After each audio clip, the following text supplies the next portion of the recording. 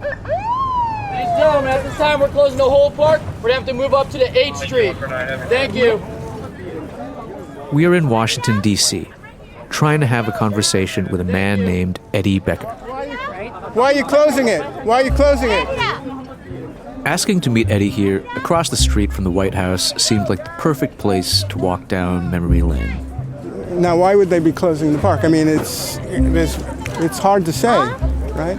Everyone here, the tourists, the protesters, the guys who sell you water and pop, we're all being pushed north outside of Lafayette Square as Capitol Police secure the area. Guys, we gotta move up the street. NATO is in town and security is tight. But that's not why we're here.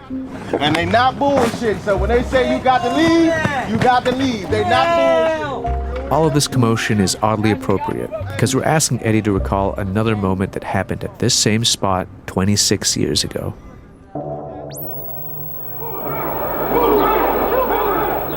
I'm a documentarian. I documented the demonstration that Davis Hawk organized, this Wolfgang Hawk. Davis Wolfgang Hawk was the identity Britt Greenbaum chose to usher in the next chapter of his life. As soon as he turned 18, he legally changed his name, severing ties to his father's Jewish heritage. When we last left Hawk, or Britt, it was 1996. He had just graduated high school and started a neo-Nazi group called the Knights of Freedom. A far cry from the chaos he would cause here on the streets of Washington in 1999. And the police had their cars, and on the cars were these amplifiers where they would give instructions to people sort of remotely. Right, the street's closed, sir. You are inside a police line. You're going to have to leave. In just 3 short years, Davis Wolfgang Hawk would go from planning moves in chess club to plotting what he hoped would be the largest white pride rally in American history. This is from the documentary that Eddie Becker made that day. August 7th, 1999. Thousands of people are in attendance. Police are everywhere. The city of Washington was on high alert, reportedly spending over $1 million on security. I've never experienced anything like it. One of the hundreds of cops out there that day was Detective Sergeant Richard Banks, up from South Carolina. No, it was pretty serious. Anytime you think about it, anytime somebody like that can organize and disrupt law enforcement to the point where you've got law enforcement agencies from 4 different states, the District of Columbia, our United States Capitol Police, closed down Pennsylvania Avenue for a protest. That young man caused all that. Violating our constitutional rights, and you're all going to get sued. Do you know how just extensive that is? He caused that. All of this chaos, all of this money, and all these resources in Washington was because of Davis Wolfgang Hawk. In high school, people wrote him off, but Hawk found a way to be noticed. His ideas finally resonated with a wider and dangerous audience. I'm Steven Chua, and this is Dirtbag Climber from CBC's Uncover. Chapter 3, The Disappearing Nazi.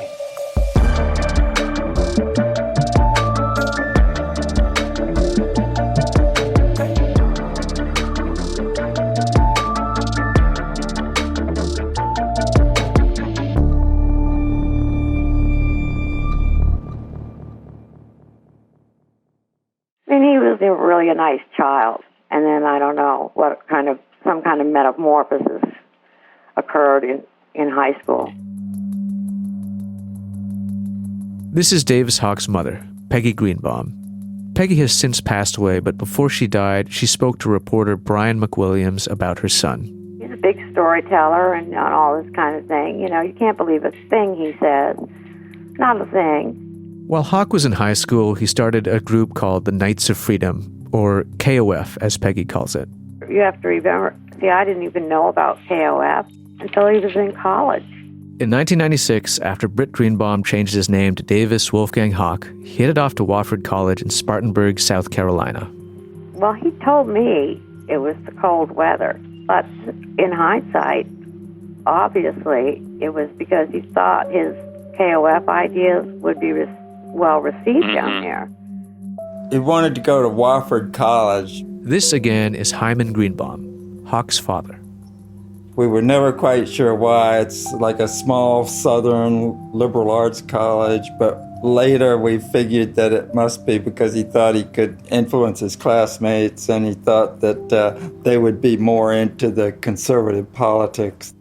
To the Greenbaum's point, it's a little mind-boggling as to why Hawk chose Wofford, a college well known as a liberal, progressive campus. It was never going to be a place that would embrace Hawk's racist views. But those views weren't out in the open initially. For 2 years, he lived on campus undetected.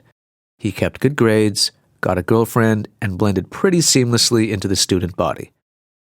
While at Wofford, Hawk studied German and history. But more significantly, it was where he moved the Knights of Freedom online. The forum became a place where he could spew hate and lean into his evolving white supremacist beliefs. It was also a place where he could reach a lot of people. It's clear that Hawk had an instinct early on that the internet could be a moneymaker. For a membership cost of $5 a month, he made the website an active place for neo-Nazis across the internet to visit with a chat room, a membership portal, and even poetry. Onto the battlefield we gallop, with swastikas raised high.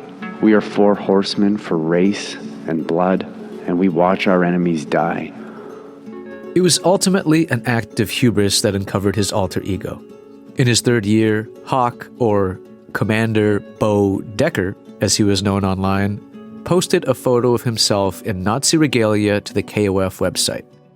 A fellow student connected Commander Decker to the skinny kid with a Hitler mustache and called the local paper. An article in the Spartanburg Herald Journal appeared exposing the Nazi hiding in their midst.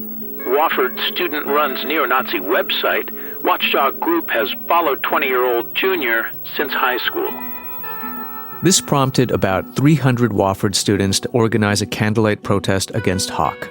When the administration got wind of the student, whose dorm room was covered in posters of Nazi leaders and whose evening activities were making racist speeches or arranging gatherings with other Southern white supremacists, they called the police. I was notified for the director of public safety to report to his office, and the chief of police, Wofford College, was there, and I was briefed on a case.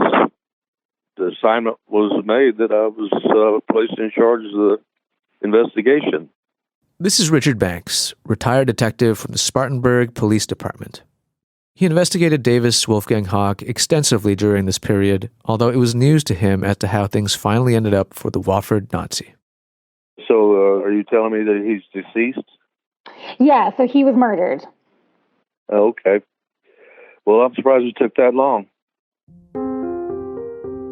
Detective Banks says that Hawk was under 24-hour surveillance. Because of the threat to the college, number one, and the threat to the community, number two, and the threat of him bringing those different violent extremist groups into the city of Spartanburg. We had pretty good eye on the Ku Klux Klan. We had a pretty good eye on a lot of the bootleggers and the drug dealers. We had our eye on all of those groups. And then here comes, of all things, a neo-Nazi college student from Wofford and having meetings in the parking lot of Wofford College with 4 different extremist groups that don't get along. I mean, we spent an awful lot of time having to watch him, not to have some sort of mass casualty because it's nonsense. The news of this Nazi living in plain sight got traction. The dean of Wofford told the Boston Globe reporter that it was an embarrassment to his small college that Hawk was a student. While Hawk was not kicked out of college, the administration was eager that he leave campus, so Hawk moved to a nearby town and set up shop in a trailer. He was a domestic terrorist threat that had to be watched. Others were watching too. Rolling Stone magazine did a profile on him with the headline, "The Rise and Fall of the Campus Nazi." The magazine gave Hawk a lot of ink. The story was more than 5,000 words, and it followed Hawk and his girlfriend as they went about building the KOF. And during the first ever Knights of Freedom Party Congress in Chesney, South Carolina, the TV news program Hard Copy was there.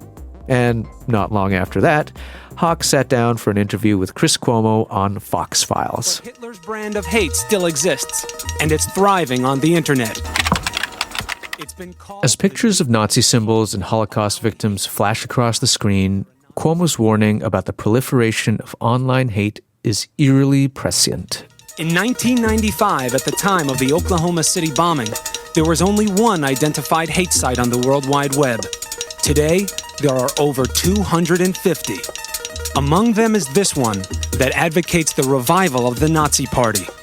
The Jewish world conspiracy is destroying us. We have no choice but to defend ourselves. It's just that simple. Sitting in front of a huge red flag with a massive swastika emblazoned on it, Hawk is dressed in a full Nazi uniform. He's immersed in his role. I think 4,000 years of prejudice against the Jews and hatred of the Jews tends to indicate that there's a problem with the Jews. Watching this old footage, it's easier to understand why Hawk's father downplays his son's Nazi years. The truth is, he looks utterly ridiculous. Like a child playing dress-up. You can see how Hyman Greenbaum would feel like Hawk is just playing a role for attention. But Hawk's mother, Peggy, took it a lot more seriously.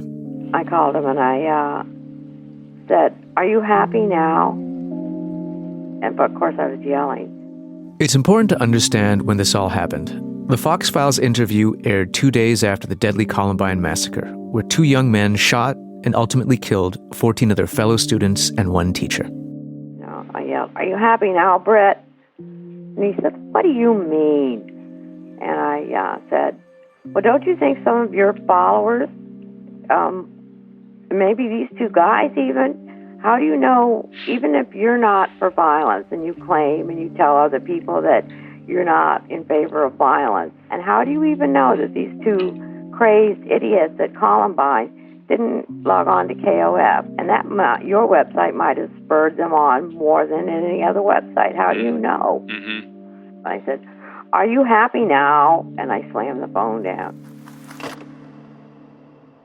It's probably a stretch to think that Hawk had any connection to Columbine, but Peggy's remarks show that she did not play around when it came to talking to her son about his online hate-mongering. One person who knew him well during his years at Wofford but wanted to remain anonymous told us that Hawk never really held Nazi beliefs, that all he cared about was making money. Quote, "He saw he could create a buy-in membership group, and they would pay him for nothing but a card and a fake Nazi title. He had no real idea how hard it would hit others, how deep some hated Nazis." This person added that Davis, quote, "liked the symbols and uniforms. They were strong and military and so gave him a sense of power. That he didn't think much of the members. If anything, he considered the people that paid him to be mostly stupid." Basically, according to this person, Davis was not a racist, but rather played one for money. The question surrounding the authenticity of Britt's beliefs was something we asked throughout this investigation. Because at the end of his life, as Jesse James, he was known to post on social media about the importance of inclusiveness. But back in 1999, all anyone knew of Hawk was that he was online selling his version of an America free of Jews and other minorities. At least, that was until someone at a national and influential civil rights organization decided to look a little bit deeper. We understood very much, very far in advance of most people, that the radical right was an extremely dangerous development in society and that it was growing and growing fast. Mark Potok and the Southern Poverty Law Center had been keeping their eye on Hawk when he was still Britt from Westwood High School, handing out flyers. But their focus on him ramped up when Hawk went to college and took his group online. I was editor-in-chief of our magazine, The Intelligence Report, which was an investigative magazine, and that is where we published, the first big story of ours about Hawk. The reason for our interest wasn't simply that here was a kid who was a sophomore in a pretty spiffy college who was self-identified as a Nazi, but that he represented something that was really happening at that time and was very much on our agenda to look at, and that was, the use of the internet. It's easy today to see the connection between the internet and the actions of radicals, be it the far right or others. But in 1999, there wasn't social media, and the world of recruiting online was still in its infancy. So it was in that context that we really got interested in Hawk, and, because there were many, many, many people we could have written about. But Davis Wolfgang Hawk was a kid who, it seemed, and it turned out to be essentially true, had really managed to build a group of some size via the internet entirely. He claimed to have 1,000 members when we met him in 1999. That was absurd, ridiculous bullshit. But he probably did have 100 to as many as 125 or even 150 people, meaning followers. Even with a small audience, if he charged them $5, he was probably able to generate about $750 a month. Not bad for a college student in the 90s. Certainly enough to make Mark want to know more, and Hawk was open to being interviewed. We played it completely straight with him. We explained to him, this is for a magazine. It's called The Intelligence Report. It's published by the Southern Poverty Law Center and so on. But he wasn't interested in that at all. He was just interested in being, world famous, going to be the dictator of America or the entire globe or whatever it was going to be. Hawk opened up his door to the Southern Poverty Law Center, offering them an unfiltered view.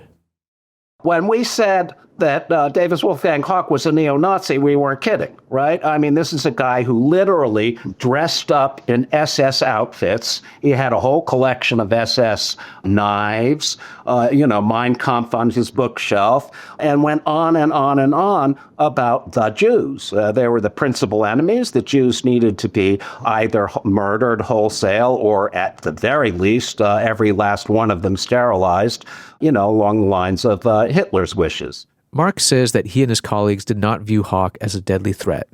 They didn't think that he would be going out to kill people. But he represented something real. He was young. He was quite bright. So Hawk was interesting to us more from the point of view of what he represented than, this guy is going to blow up a federal building one of these days. This was all laid out in Mark's article. But there was another detail that they reported on that would spell the end for Hawk the Nazi King. And the shocker, of course, was that Davis Wolfgang Hawk, Mr. super Nazi-sounding name guy, had once been named at birth as Andy Greenbaum. People close to Hawk, who were aware of his background, knew that his father was half Jewish. But the wider world did not.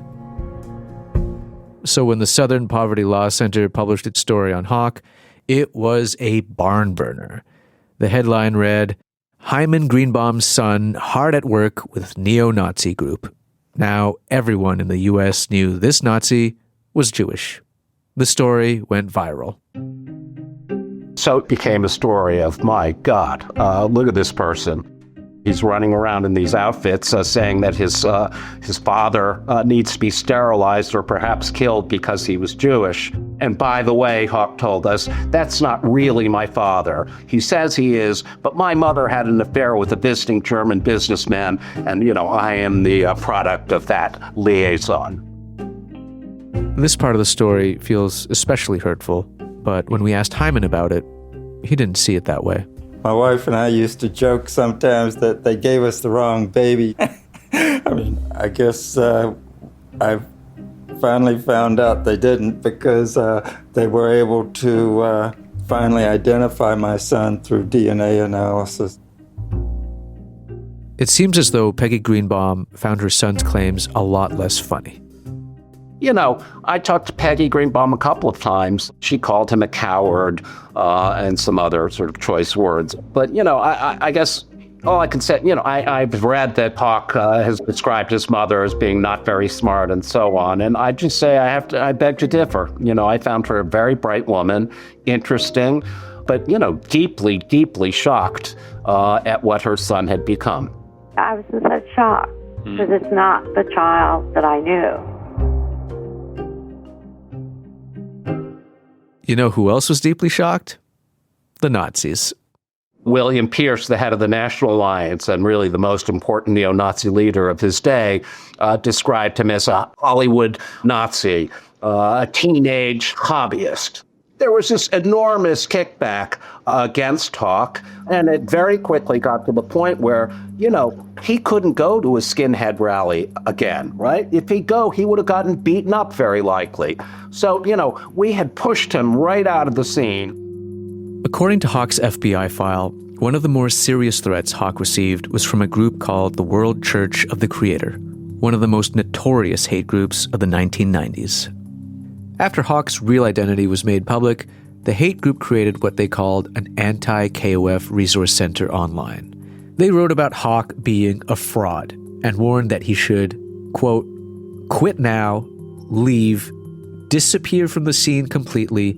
You will end up being smashed under the hand of vengeance. Aside from this group, Detective Banks remembers another very angry follower of Hawk's. Fellow that came all the way from Kansas. And he was so mad because Hawk had promised him something, and I drove all the way here, and I'm going to kill that motherfucker. I know, and he was there to kill him. He didn't know we were in plain clothes, so he just thought we were one of them. And I had stopped him. I said, well, you know something? We're both police officers of the Department of Public Safety, so you're not going to come here and kill anybody. That's just how big a mess he had himself in. In an attempt to get ahead of the blowback, Hawk blasted out a long email to his followers calling the accusations false and slanderous. He coined it the Greenbaum incident. This is an actor reading from that email, where he also calls his mother a race traitor. Let them slander me, attack me, and invent even more lies about me. Let them call me a Jew, a queer, a mixed blood, and whatever else their twisted minds can produce. Cowardly tactics will never work. When the smoke clears, we'll see who is left standing on the battlefield. Hawk knows the articles pointing out his heritage have done him harm.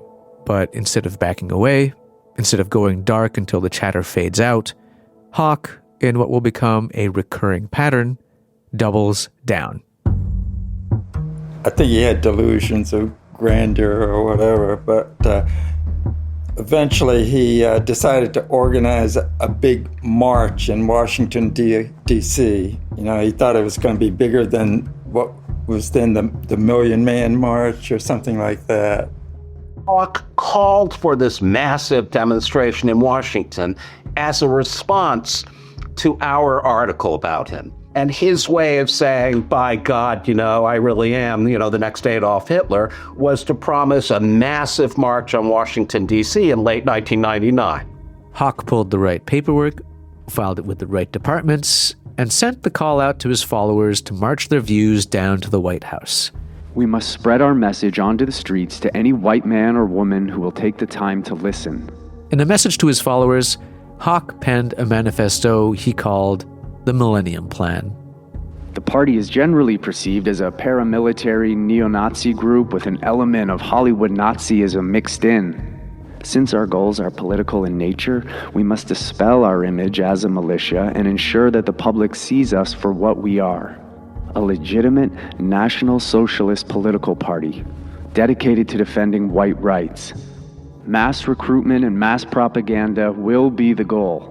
And one part of meeting that goal involved rallying a ton of Nazis to march on Washington. The night before that event, Hawk set up a staging area at a farm outside the Capitol. This would be the place where he would assemble his legions of fellow race warriors for their glorious march the next day. Journalist Brian McWilliams reported a camping area had been set up in the back of the farmhouse, Porta potties had been rented, and 2 vans were parked in the driveway, waiting to taxi the hordes of fellow neo-Nazis into Washington. It was also on a property owned by a group of domestic terrorists. We know this because the police had been watching him. Detective Richard Banks's colleagues trailed him there. They surveilled him to a farm that was owned by another group in Virginia, where that was their staging area. But it was completely sealed, 14-foot chain link fence with barbed wire across the top of it.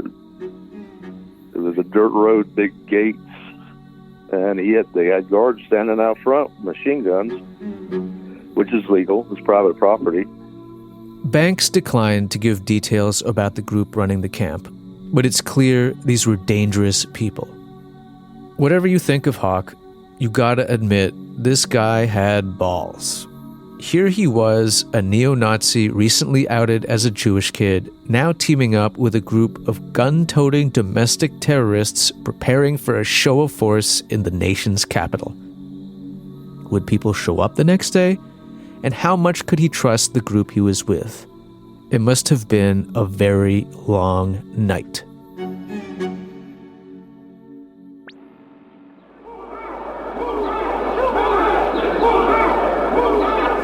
And I was on the bicycle, so I would just go from one spot to another, sort of as the police randomly went around. We are back with documentarian Eddie Becker. Well, there was supposedly 1,000 cops who were special assignment and 1,000 cops on duty, so they would show up. Becker and others had learned about the planned march from an article in the Washington Post. There were a couple of thousand people who were chanting, who were marching, who were, making speeches. But I don't trust the cops. There is no reason to trust the cops. We have the same... The thing is, those thousands of people, those speeches, they weren't spouting hate. There was one guy, hillbillies hate Nazis. I was very impressed with him. Hillbilly, we don't like Nazis. The Nazis brought me out. I wanted to let them know we don't need them anymore. Hillbillies hate Nazis. Ain't no good to the Nazis, trust me. Not a bit of good. Color is beautiful. Difference is beautiful. Racism sucks.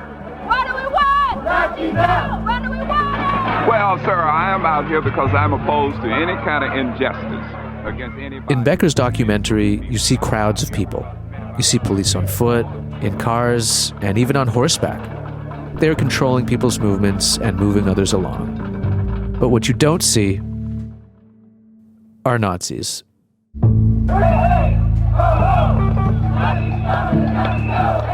And none of the neo-Nazis showed up. And the city officials, who reportedly ponied up $1 million on security measures, were pissed. Here's Sergeant Richard Banks again. And Chief Ramsey was the police chief of the Washington, D.C. I even think he filed suit against him for the cost of the security. Are you serious about suing them for this? Oh, yeah, absolutely. Now, whether or not the city does it or not, I don't know, but I think we ought to. Because it was $1 million and something that he cost the city to prepare for that. What none of the counter-protesters, none of the police knew was that Davis Hawk was nowhere near Washington, D.C. on August 7th, 1999. At the end of the day, 4 of Davis Wolfgang Hawk's followers showed up in Washington. 4. Not 1,000, not 10,000, not 50,000, and Hawk was not among them. When the counter-protesters realized that the Nazis were no-shows, they rejoiced.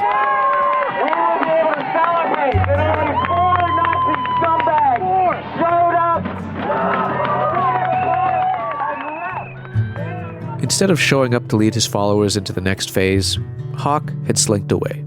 He was in his car, heading back down south. All that anyone ever heard from Wolfgang Hawk again was this letter that he posted on his website. Whether through laziness, cowardice, or lack of commitment, almost all of you have let down the party and the white race itself. The party has failed to achieve the standards that I set forth 1 year ago, and as a man of honor, I must therefore resign my position as leader and party chairman. that was essentially the end of Davis Wolfgang Hawk as a Nazi careerist.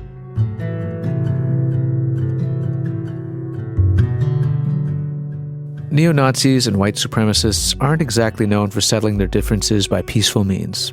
He had pissed off some pretty violent people. Our story made it impossible for Hawk to attend really any events of the radical right. Certainly if he had gone to like a Hammerskin concert, he might have been killed. That's quite possible. Now, there were other more sort of polite radical right venues where he probably wouldn't have been killed, but he certainly would have been kicked out. I'm thinking it's pretty far-fetched to believe that a neo-Nazi would have held on to a grudge for 20-plus years only to find Hawk in Squamish and kill him. But this was a part of Hawk's life that he could never drop. It was becoming easier to Google someone and harder to truly escape one's past. And if you ran up against Hawk, as many people did over the next few years, and you found out that at one time he had been a leading neo-Nazi, well, it sure didn't help him seem like any less of an asshole. And in the next stage of his life, Hawk would piss off millions and millions more people. When we next heard about Davis Wolfgang Hawk, a story crossed the wires telling how America Online, AOL, had just won a massive default judgment, $12.8 million, against Davis Wolfgang Hawk. Why? Penis enlargement bills. That's next time on Dirtbag Climber.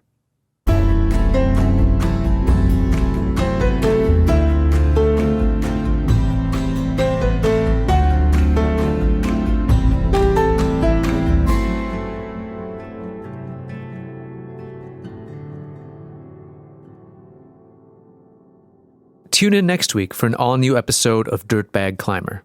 Or you can listen ahead to the full series now by subscribing to CBC True Crime Premium on Apple Podcasts or by subscribing to the CBC True Crime channel on YouTube. Links in the description. Dirtbag Climber is a production of Lark Productions and Kelly & Kelly for CBC Podcasts. The show is hosted by me, Steven Chua. It's written and produced by Kathleen Goldhar and Chris Kelly. The showrunner is Kathleen Goldhar. Producers are Karen Bracken and Tina Apostolopoulos Moniz. Associate producer Hadil Abdel Nabi. Sound design by Paul Tedeschini and Chris Kelly. Tamara Black is our coordinating producer. Original music by Chris Kelly. Our senior producer is Jeff Turner. Our digital producer is Roshni Nair. The series was developed by Ainsley Vogel, Gene Parsons, and Kristen Boychuk. Additional reporting by Yvette Brand. For Kelly & Kelly, executive producer Chris Kelly, executive producer Pat Kelly, business affairs producer Lauren Berkovich. For Lark Productions, executive producer Aaron Haskett, VP Business Affairs Tex Antonucci. For CBC, executive producers are Cecil Fernandez and Chris Oak. Tanya Springer is the senior manager, and Arif Noorani is the director of CBC Podcasts.